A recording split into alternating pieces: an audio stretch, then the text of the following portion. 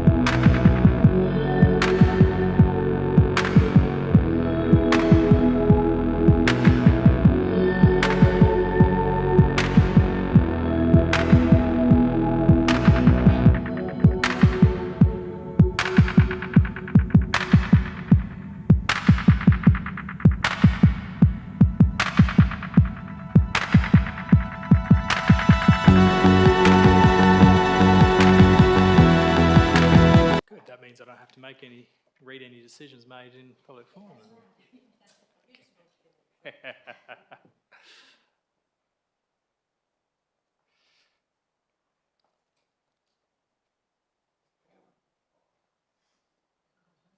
No, they're back. And we're back online, Minute Taker. Thank you for those who are joined back online or join us in person. So we haven't made any decision on this. This is a public report, and obviously the executive recommendation is in front of us. There was just the confidential document. So there's been some questions asked of that confidential appendix, but we're now ready to enter into debate. We have a mover and a seconder. But I will ask, is there any debate? Is there going to be anyone speaking against this item? There will be. I'll ask Councillor Andrew. Thank you, Mr. Mayor. Just quickly, thank you to the staff for bringing this report. It's been long overdue. Obviously, we know the constraints of the site, and I believe there's only about 2 or 3 public female toilets and not much more on the male side in that entire precinct. And it does host some of our major events throughout the year. So this is certainly a very important piece of infrastructure. It's also great to see the addition of warm showers, which has been brought up continuously with people who use that space. And also with the announcements of the upcoming events, I think obviously we'll have less infrastructure requirements for some of those events, which will be announced shortly. Thank you. Councillor Quain. Through you, Mayor, I concur with Councillor Andrew, and I also very keen for Council to support this motion, and I particularly like that item 1 now requires the CEO to report back in 3 months to reimburse the Balters Heights master plan, and I'm very keen to see this toilet block be built, as it's definitely needed in that precinct. So thank you to the staff and everyone involved to make sure this project continues along. Thank you. Thanks, Councillor Quain. Just Councillor Steck, before I do just ask for a speaker, I will just note, since Councillor Quain just reminded me, so while we're behind closed doors, there was some additional words added to the recommendation, which was at the CEO's request, so we didn't need to have an amendment. The mover and a seconder both accepted those, so that was fund this project, with the CEO to bring the report back to council within 3 months. So if you're wondering where that change come from, that was agreed upon by the CEO and the mover and seconder. Thank you. Speaker against. Thank you, Councillor Mr. Steck. Mayor. Let me just say, really do think that there needs to be brand new toilets there. However, I will say, probably 15 years ago, I said that existing building, which is just next door, should have been demolished and new buildings built. I know that people use this space, they picnic on this space, but the main point is, this is the cart before the horse. I haven't seen any plans, and I don't know what I'm getting.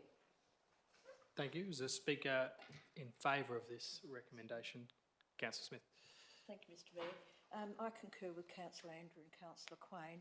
Also, anecdotally, there's simply not enough toilets for that space. It's too far between where they are and the Dolphin Discovery Centre, and it was very difficult, particularly for women patrons and children who had to walk a great distance. And when you need a toilet, you need a toilet. You can't go wandering off 200 or 300 metres. You need it there and then. And it's also thank you to the staff for all their hard work on this. Despite our questions, we still think you do a great job. So thank you, Mr. Mayor. Thank you, Councillor Smith. The speaker against. Councillor Gassett. Just add my 10 cents worth in terms of information. Look, I don't think anyone's disputing that we need more infrastructure in such a prominent location, and the events coming up. But we could also have temporary toilets if we have to. My struggle is with this one is that there is a lot of demand from the suburbs, from people who are feeling that they should also get attention for infrastructure in the suburbs, and with $600,000 we could probably please a lot of people who are not at this end of town. There's a lot of calls for bits and pieces. So, Mr. Mayor, the other one is, pulling money out of another project to use something like that, in my view, without doing a proper assessment of actually is the needs basis of the community, I'd be a little bit reluctant to vote for this. However, it doesn't mean I don't support this project. It'd be nice if we could get some other funding somehow, perhaps get the funding now from the Lotteries Commission or other people that might want to come forward and fund it. Thanks. Thank you, Councillor Gassett. Is there a speaker for? Thank you. I did see Councillor Steele first, Councillor Kozisek. So Councillor Steele would speak, sorry, Oh, Councillor okay. Kozisek. Well, we can always suspend standing orders and Yeah, have mate. everybody Look, speak. maybe I might So, give it a chance. Because I don't want to get into a fight with my fellow councillor. Sure. Also, I remember that when we voted quite a while ago, 8 or so, 9 years ago, and we didn't have enough toilets then, and the big discussion around toilets that we had during those times. But I feel very comfortable with taking the money back or out from the Baltus Heights, even though we have also been wanting to do that project for so long. But having that extra be added with the 3 months around the funds being returned, I feel very comfortable that that money will get returned to Baltus Heights, and we'll also have our Baltus Heights upgrade, as well as also having toilets in our main, obviously, beach for our children, where there is simply not enough there, and especially during school holidays, and the bank up that actually when they don't work properly as well. So I feel very comfortable with this motion now. Thank you. Thank you. Is there a speaker against? I'll tell you what, Councillor Kozisek, I'll give the opportunity and I'll speak against it, and that's it, I'm finished. Councillor Kozisek, is there a speaker for? Thank you. I just want to support this move. We've had many discussions over toilets. We all remember our toilet gate discussion down at the water park. I remember taking my children to swimming lessons down at Kumbana Bay, and there was never enough toilet facilities. There was never enough of anything. And if we're anticipating a very large international swimming event, which I believe could attract up to 13,000 people, we desperately need some new facilities in that area. And this is our opportunity to put Bunbury on the map internationally. So removable toilets just don't cut it. I think that we have a great opportunity to do something really interesting here. I'm a little bit disappointed we haven't been able to see some concepts, but if we could have those forwarded to us, I'm really happy for this to proceed. Thank you. Thank you. Is there a speaker against? Councillor Andrew, please, anything to add? If that's the case, I'll put the items as written. Those in favour, please indicate. Those against? 2 against, and that is carried. Thank you. Item 7.2, again, councillors, this is a public recommendation, but it does have a confidential appendix. We're missing a bit there. There it is. So, councillors, if we'll get on the table first. Councillor Steele, are you moving? And is there a second? Councillor Steck? Is there any questions on this, councillors? Is there likely to be any debate against this? If that's the case, I'll put the recommendation. Those in favour, please indicate. That is carried unanimously. Thank you, councillors. 7.3, Councillor Gassett and Councillor Brown.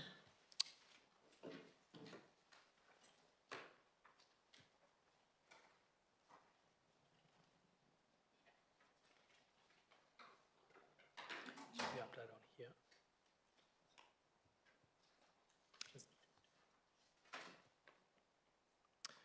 Councillors, this actual item does need to go on to confidential report because it is following that, so I do need someone to move that we move behind closed doors on that. Councillor Steck and Councillor Smith. I'll put that. Those in favour, please indicate. That's carried. So again, this time this full report is confidential given the nature of it, so I do need to ask those in the attendance to join. This particular item, the resolution will be read out if or whatever resolution was made. Thank you.